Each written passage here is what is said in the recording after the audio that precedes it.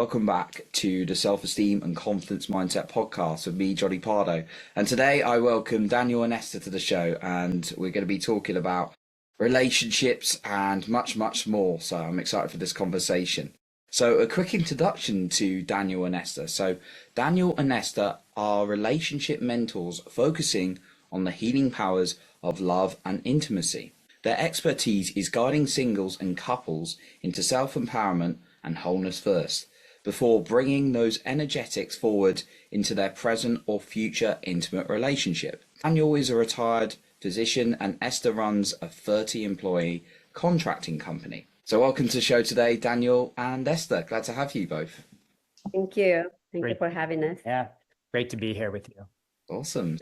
Daniel and Esther, you've got this drive, it seems, or from what I can gather, to help people with their relationships, whether they're in a relationship or whether they're looking for a relationship. What kind of has got you so driven and passionate behind helping people with this? Yeah, I'd say that, probably like many of your guests, our passion came from a lot of pain at one point. And we both came from love-starved families and met each other magically after decades later, and other relationships that were very transactional, very neutral. And when we found each other, our lives lit up.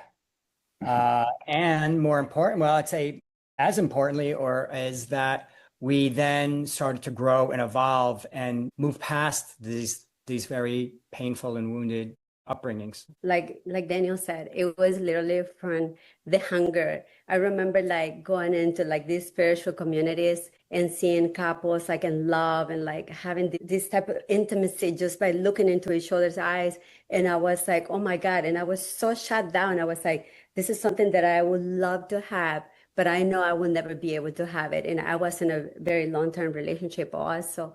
At the time, there was zero intimacy. And then I guess at some point, I started allowing myself to open more into the idea that being able to have something like that. And, everything happens and we met and here we are. So the desire comes from that pain and hunger.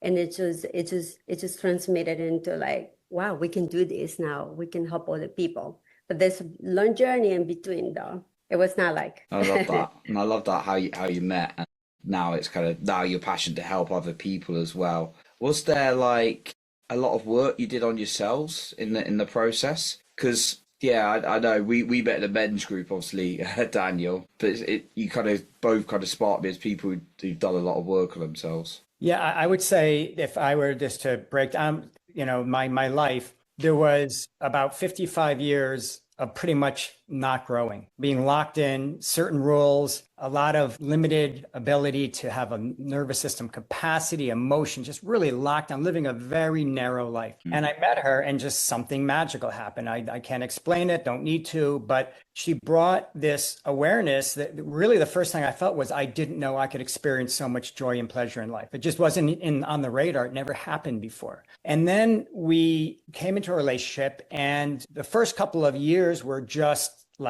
delightful. We were up in heaven. Our feet never hit the ground. And then a thud, we came back down to earth and we realized that one of the things, our souls attracted each other, but another thing that attracted each other were our wounds. And so we now were two people who came down from heaven, fell onto earth, and now have to address all these painful aspects of ourselves that kept us, I'm going to speak for myself, at least at this point, that kept me locked down for 55 years. And that's where the growth came from. I wouldn't call it work. I would call it evolution because it was either do it or go back to this very limited now the painful life is the way it used to be because now we see what the potential is for being alive, thrive, fully embodied. And that doesn't include just all the happy emotions. Believe me, that includes a lot of the pain and the grief and everythingness of life that now we not only support each other in, but we inspire each other. So it's kind of more of a growth process now than work in the way I experience it. Yeah, for me, it was individually, I started feeling that my life was not fulfilled, there was something missing in my life.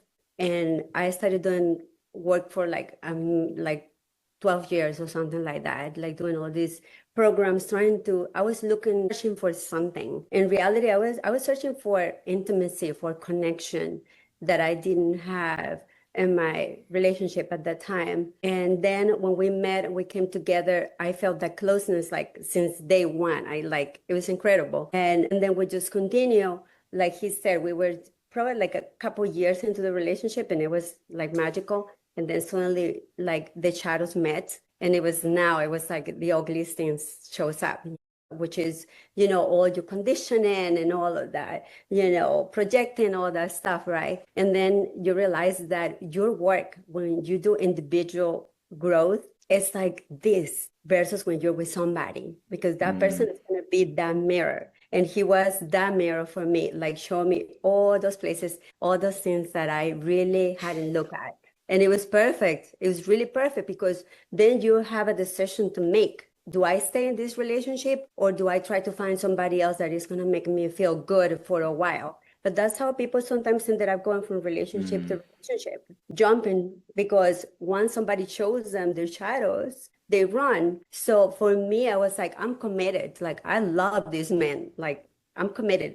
I'm gonna see what is it that I need to do. I need to look into myself because he was just showing me the places that I haven't looked into it. I would say that what it really shows is that we showed each other what it's like to love ourselves, which was missing piece from our upbringing. When we were brought up, we were told, I was a lot of guilt, a lot of shame, a lot of expectation, a lot of I became a doctor, really driven to become a doctor. It was expected of me. And I was always performing like a monkey for somebody else. When we met each other, she actually reflected back the importance of caring for yourself, embodying yourself, allowing yourself to be who you are. And that, again, it involves the full range. And what's beautiful is we, first of all, trigger, if you want to use that word, each other's dark spots, and then hold and love each other and accept each other through the process of growing through that and accepting that. And the biggest part is denying or running away from the parts of you that you don't like. When you welcome them home and embrace them and integrate them back into yourself as a person, not you light yourself up, you fall in love with yourself again, and then you really can truly love another. So this process, at times we can't separate what is me, what is you, and what is us, but it's one process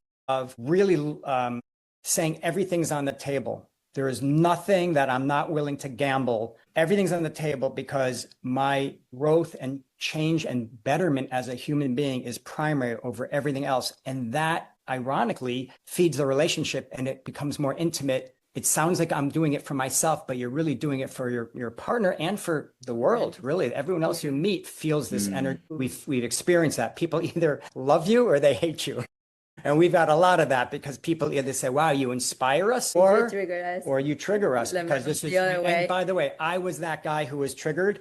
I remember going to a movie theater when I was little and I saw like some guy put his arm around a girl and they would make out. And I just felt like, get these people away. And I would run away. I was the one triggered because I wanted it so bad and I wouldn't allow myself to feel it. Now I'm the guy in the movie theater triggering people. But hopefully it's not to trigger people. It's to at least give them the reality that this exists. Again, I didn't know that this kind of a life existed few years ago. I want people to know it exists so they have the choice of saying, you inspire me, or I'm getting the hell away from you. That's the choice of life that everyone has to make every moment. In a sense, we didn't ask for this. It kind of just was handed to us, but here we are now and we realize it's our path. I love what you said about, like when you came down from that like 2-year period when you were in that kind of like heavenly place, or I don't know, some people call it the honeymoon period, maybe it's extended one. Right. I've never used that phrase, but yeah, it's a common one. And then you came and you had to face your wounds, the reflection, and you were giving sort of a reflection to each other. Yeah, I think it's a very valid point. It's quite easy to run away. I've certainly in my own life just run away from like triggers and wounds and things like that. And I think it's very easy. So I think it's very courageous how you stayed with yourself, with what your partner was reflecting back, and actually dealt with those. So how were you able to support each other through maybe some of those like deepest wounds that came up for each other? I would say one of the most important things is compassion, having compassion for yourself, first of all. And then when you see the other person trigger or in a place of like, when they feel less than, to be able to hold that, even when they sometimes projecting into you. But if we can see past that, the hurt, the anger, you can see that there is like a little boy or a little girl and they're hurting, like needing to be loved, to be heard, to be held. And it wasn't easy, okay? It wasn't easy in the beginning because the first reaction that we humans have is when somebody says, you did this, you're like, no, like you did it, like you want to just to project right back into it. But then it took a little bit of time. But I would say when you love somebody, what's the most important thing, right? It's to be loved, to be right. So I remember in that specific moment that is about the love that I have for you and the commitment that I have in this relationship. It's not about my ego. It's not about who is right. And that made a huge difference, have that kind of compassion, because I can see it. It's sometimes even when he shows up in a moment of love energy, and I see that, I can see past that. And of course, having so much respect for the person that knowing that when you are triggered, you're not going to go and start like offending them or insulting them, or, even if you're triggered, if you're hurt, knowing that there is a boundary, obviously, having always the most respect for the person, like knowing that is so important. Yeah, I would add that it is a process.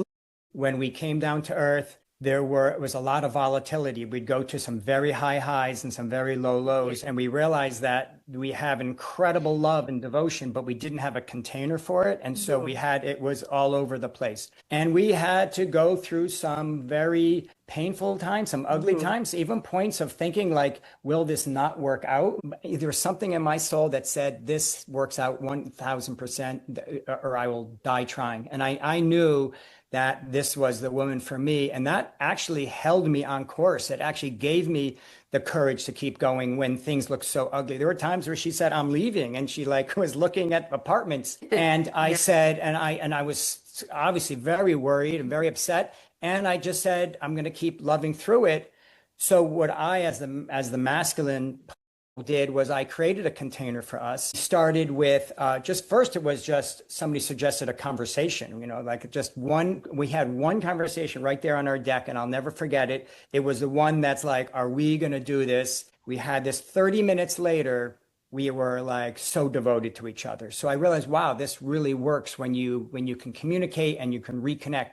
We need a process for that. So then we started having weekly Sunday meetings. We'd have chocolate pancakes to soften us up and relax us, and nice. Delicious chocolate pancakes.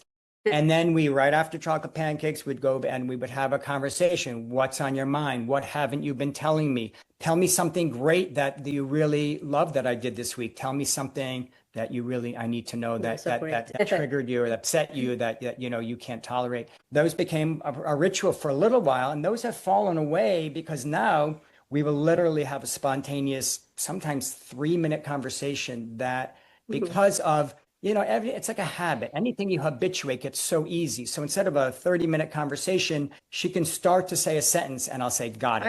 I will ask, can we talk right now? Obviously when it's around. Yeah, you want to get consent, but literally it might be a 2 or 3 minute conversation where she just even starts it and I'll say, got it. Because I got the transmission of how I need to step up and be responsible. The key thing is that this does take some time to develop trust, whatever amount of time you need to develop trust with each other. But I'll say, to really answer this question, the most beautiful thing is that when I am so vulnerable, and people talk about your little inner child, I'm talking when your little inner baby comes out, and I have a little inner baby. I mean, this guy's 1 year old. She will love and nurture and hold that baby close to her chest and just let me be that baby for a couple of minutes. And then all of a sudden the baby turns into a teenager, into a man, and all of a sudden into like a leader, and within minutes. And so we know that there's nothing we can't reveal to each other at this point. And I would say for me, I believe because of that, I can be anything I need to be at any time, and we will hold that for each other. And I think that led to a lot of just us relaxing into becoming who we truly are. Holding the container for each other. I love that. It's Yeah. really amazing. Knowing that you can be vulnerable and that Mm. you're not going to be attacked, that you're actually going to be held in that moment, that you can open up in a very intimate way and be seen. Very vulnerable, Mm. very delicate. I mean, you have Yeah, to hold it's that very delicate. very tenderly because that person is at, like I said, almost like you were at a little infant.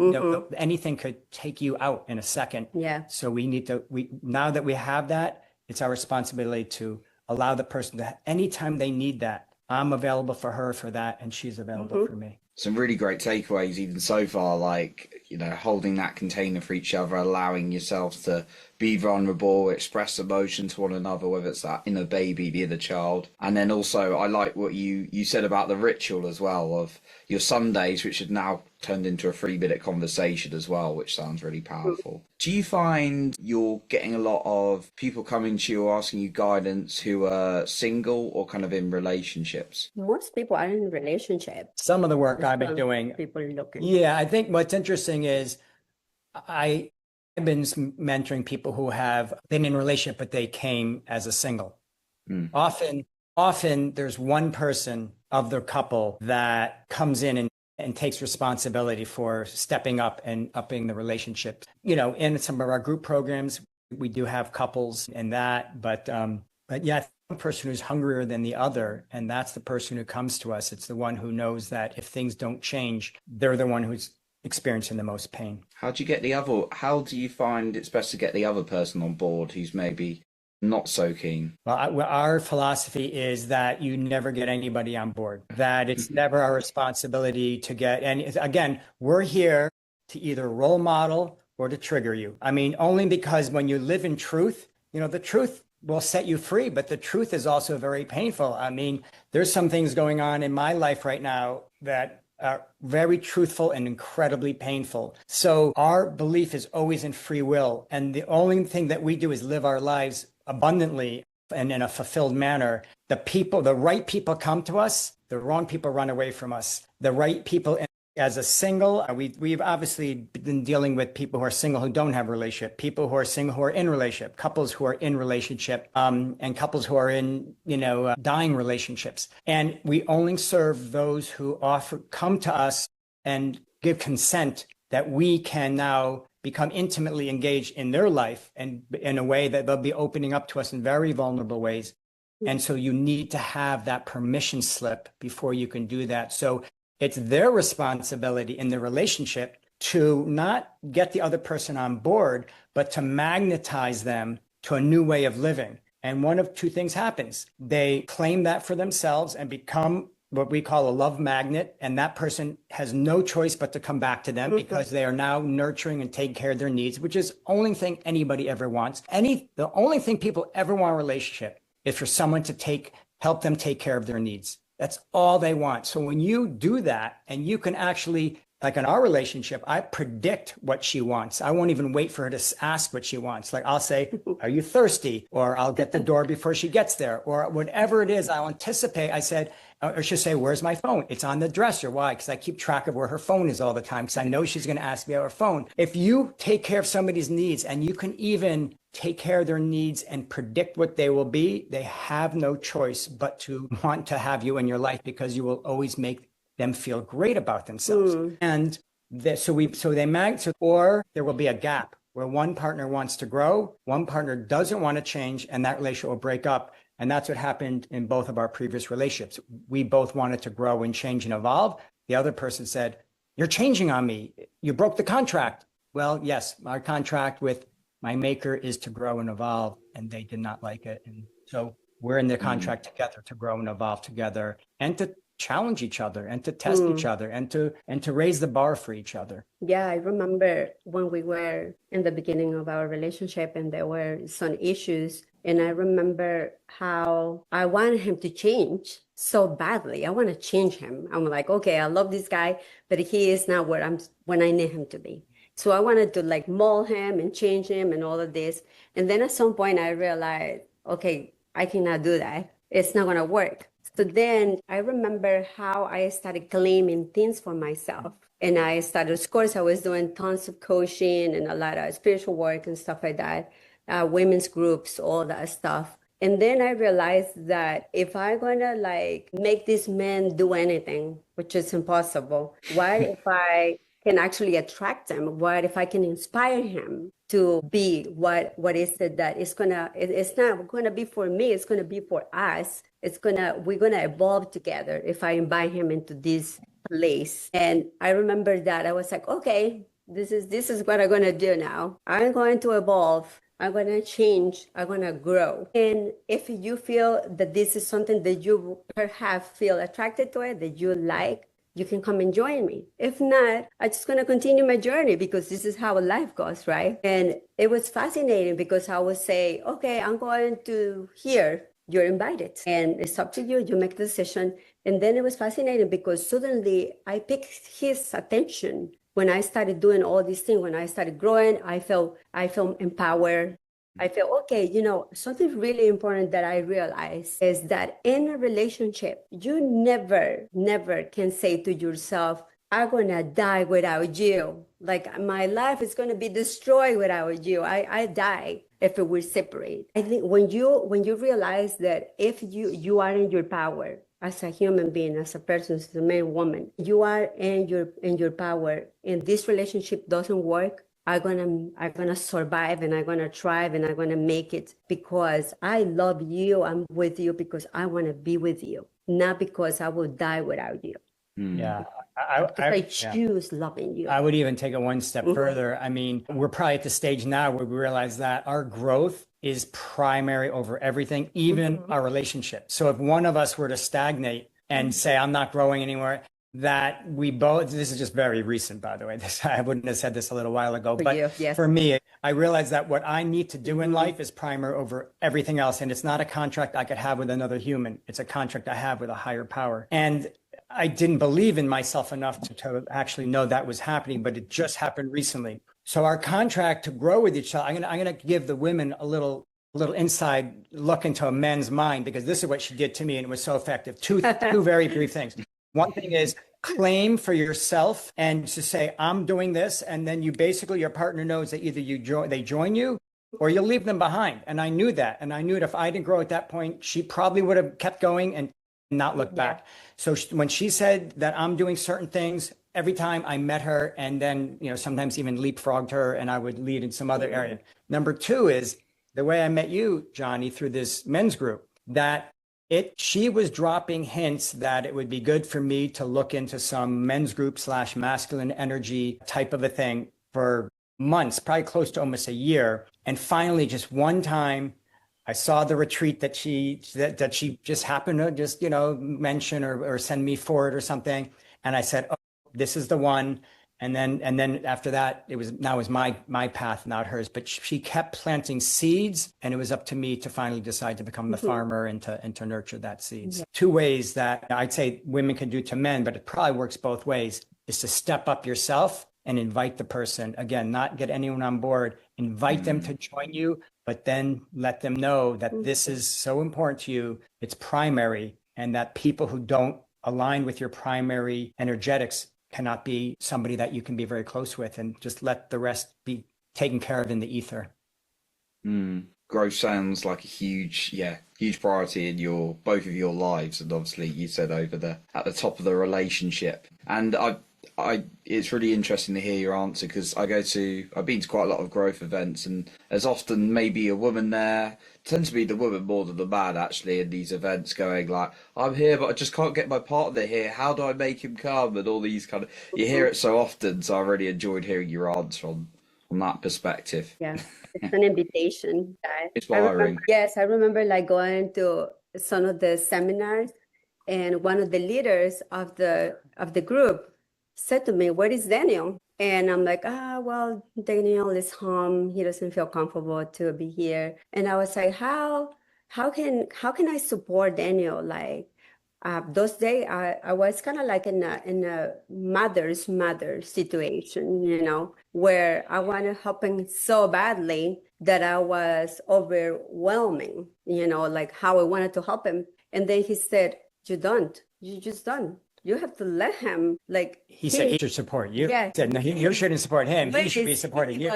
When is he going to step up and come with you? And I came home and I gave him the message, and the next seminar here he was with me.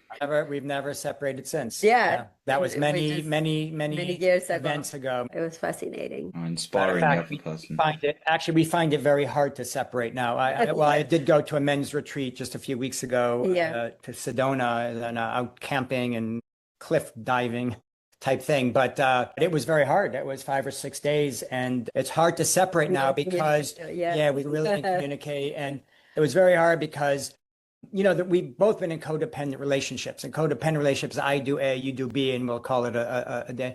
But that's not what we have is what I consider to be a devotional relationship. And that means that my primary time, focus, and energy is on cultivating this relationship with you, growing with as a human individual and as part of a couple with you. And so the separations have gotten very challenging just because we are primarily always engaged into what we are like as a couple, and knowing that we still need to be individually integrated and independent also. So we're at this new phase now where we're love to do everything together, but if we know that something is from this higher calling, from a source of growth or learning, then we will go our own ways, but it's just not enjoyable for the reasons that we've become so close. I want to kind of change a little bit of perspective on kind of one of my questions I know you work with there's some great stuff for helping people with relationships, but I know you said some single people come to you. And I know there's a lot of single people out there who are like, I just have such a hard time dating. I just have such a hard time finding a relationship, whether it's a guy or woman or whatever gender someone identifies as. Where can someone begin if they're finding a real struggle in this area? What we've been learning recently, and this is why it sort of went from just couple work to individual work, is that whether you're in a couple or you're alone, the work is an inside job. It's really about yourself. And it's so frustrating to hear that, because I've heard that also as a single, and it's so annoying when people say that, because, like, well, I could be alone all my life, and if I just keep working on myself. There is a certain intuition that we all have. When we know we are free and liberated and authentic, and when we know we are trying and pushing and have an agenda. And the difference between those two will determine the partner you'd attract. When we have an agenda and we're proving and we need to literally achieve something, we're going to attract somebody who's doing the same thing. And that's almost the definition of a codependent relationship. I need you because I'm broken in this area. You need me because you're broken. And we'll kind of, we'll lick each other's wounds. When you, almost like she said, when you know that you are a catch, that you have so much to give, that your heart would rather give than get, or exchange maybe simultaneously, you're going to attract somebody who is full and is also somebody who lives in abundance and overflow. I will never answer where to go, because the where and the how is not important as the why. Why do you want to be in a relationship? Most people, and me for much of my life, the reason I wanted to be in a relationship was to make myself feel less lonely and feel better. And I was getting that reflected back to me. I was getting somebody who was feeling the same way, and we had to cling on to each other almost like a life raft. And you go to a party and you can't be without them. And it's ironic. I talked about a relationship being hard to be apart, but it's that magnetism we're talking about. But you need to have that magnetism. You need to believe in that magnetism within you, because you were created with this full heart and a beautiful soul. And the problem is that we get caught up in our flaws. And believe me, I'm right there with that. I've so much of my life, and even now, you get caught up on what I did wrong, or how this wasn't great, or what I failed in this area. But what we really have, the biggest gift we have, in my opinion, in life, is to offer our love to another. That is the gift. And who wasn't born with the gift of love? Who wasn't born out of love? Who wasn't born with a heart to love? Who wasn't born without a soul? So you have to also believe in a soul, because there's a whole nother side story that I didn't know I had a soul until I was about 55 years old. I literally said the word soul for the first time at the age of 55. Now it's our business called Soul Genesis. So obviously things have shifted a bit. So that it's you doing inner work, but at the same time, you're really figuring out ways that you love yourself and that you connect to something higher, whether you want to call it God, quantum entanglement, nature, animals, but You know that you are somebody with a gift to give, and you want to share that gift. You want to give the gift and receive the gift. And at the same time, you're still in the world practically dating, because just as we trigger each other, you need to go out in the world and see what works and what doesn't. Where are you magnetizing and where are you repelling? So it's not a straightforward answer that would give you, okay, I know what to do, but it is trusting yourself, your intuition, and your ability to be valuable in a relationship. And then it doesn't matter where you go or how you go or what app you use. It happens, and it happens rather quickly after you embrace that. Yeah, I will add that you become that you're looking for. That you are empowered within yourself, that you know your value, your worth. Because most of people are looking for relationships, are projecting their needs into another person out there. This person is going to make me feel this way. That person is going to make me feel this way. Versus like, I'm already like that person. I'm already fulfilled. I'm already happy. I feel good in my body. And then when you're going to attract somebody like that versus feeling that you need to cling into somebody. And of course, you're going to get an avoidance attachment. That's what you're going to get, somebody running away from you. And it just becomes some kind of like trauma bond. So the most important thing is about working on yourself and know who you are. And like, stop putting our power in other people, knowing that we already whole. Like we are like amazing. Like look in the mirror every day and look at yourself into your eyes and see like you're already amazing. You're beautiful. And this is not just like it's the truth. When you look at yourself and say, wow, God made me perfect already. And guess what? You're gonna find somebody that is gonna see that in you, and you're gonna see that, and you're gonna reflect that beauty into each other. Yeah, I'd say the biggest problem people think is that a relationship is going to heal them, or save them, or they're going to feel better. And the truth is, if you feel a lot of shame about yourself, you're going to bring your shame into your relationship. If you feel anger, you're just going to project the anger. And so the thing is, relationship, it's just like, it's like anything else. It's the relationship is a vehicle, but it's not the end result. The end result is wholeness. And this is really what our work is evolving as we do. So it changes very rapidly as we learn more, grow more, and actually expose ourselves to other philosophies and teachings and such. So the thing is, you need to create a wholeness within yourself. And there's so many ways to approach that, whether it's integration, it's the chakra system, emotions, somatic work, but you notice that most of what I'm talking about is very practical stuff down here on earth. It's the stuff that just meditation, being with yourself, being alone. These are the things that when you are so comfortable that it doesn't matter if you're with somebody or you're not with somebody, that's the perfect time for the right person to walk into your life, because they know you're complete.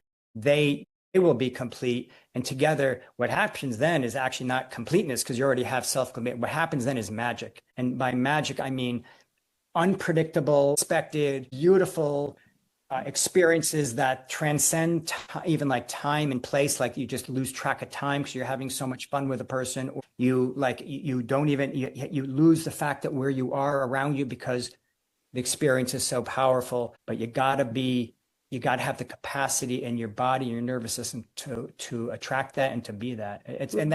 That's the real question behind your question. How do I do that?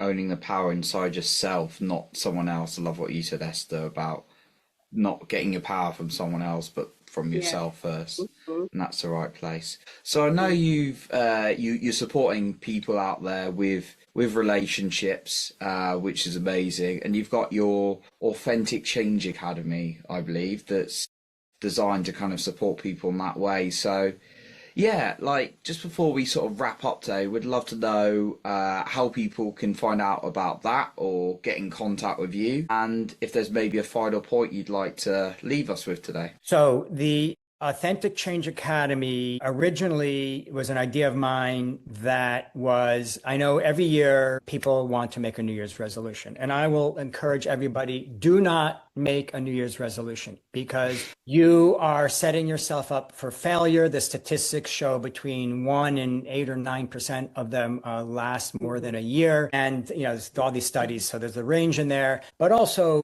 think about it. Everyone gets really unconscious for about 6 weeks. There's a lot of family, a lot of travel, a lot of gifts, a lot of family dynamics. And then on the coldest, darkest, most gloomy day of the year in the Northern Hemisphere, people decide they're going to make some radical change.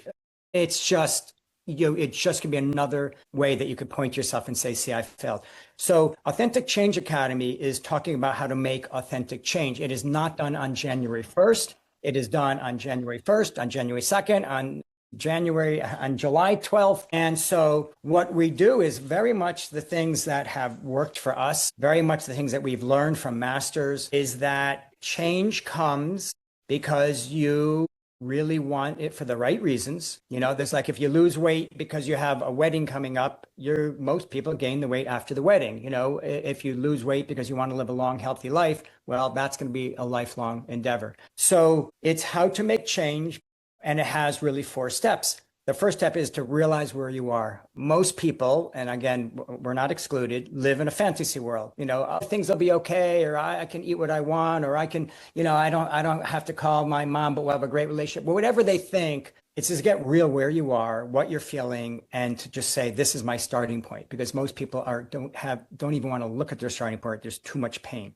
Number 2 is to really get real with your emotions and to see what emotions are you using. If you're using anger and fear and grief all the time, you're going to attract much more of that. So we look at the emotions and then we expand your emotional capacity and then we give you permission to feel every emotion. Like, I was on a program yesterday in front of, I don't know, dozens of people and had a very emotional experience. And I was on camera and I was crying.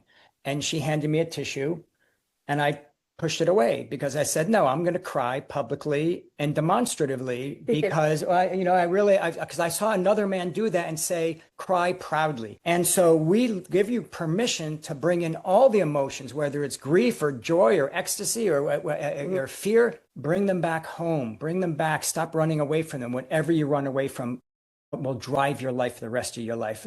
And then we talk about the third part is to reclaim your power because your power is the way you were born as with all this incredible potential. And how much of it do we give away by pleasing others, by expectations, by calling ourselves, by criticizing ourselves, self-judging, calling ourselves failures. I can't do this, all the words we use.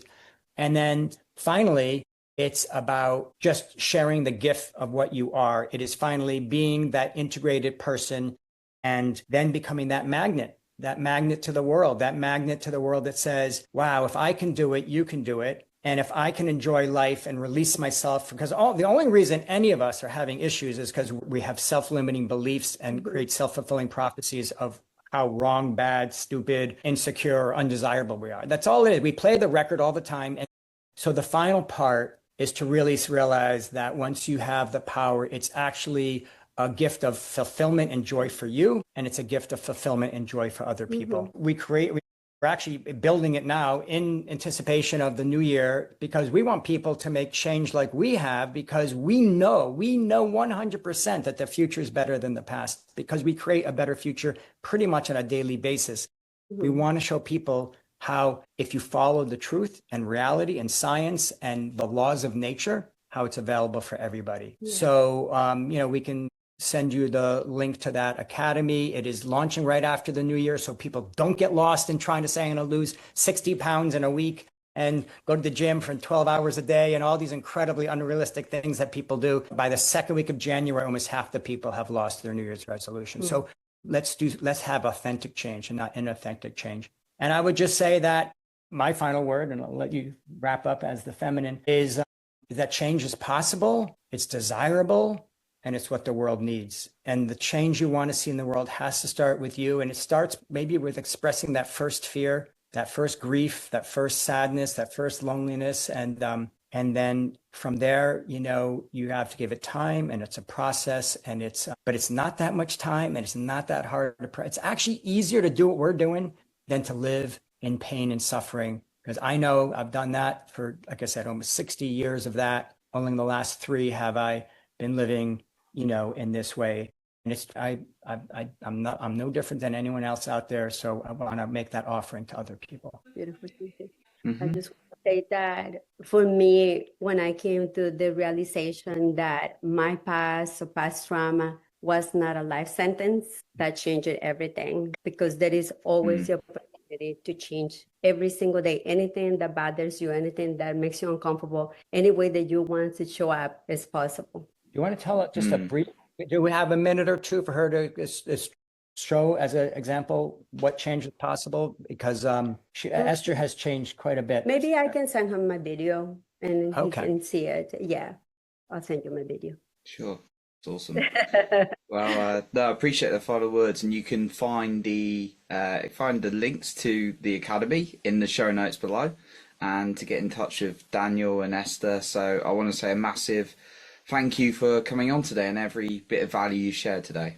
Thank you so much. Thank you, Johnny. Thank you for the opportunity. Thank you. So that concludes our episode for today. And remember to lead with your heart and not with fear.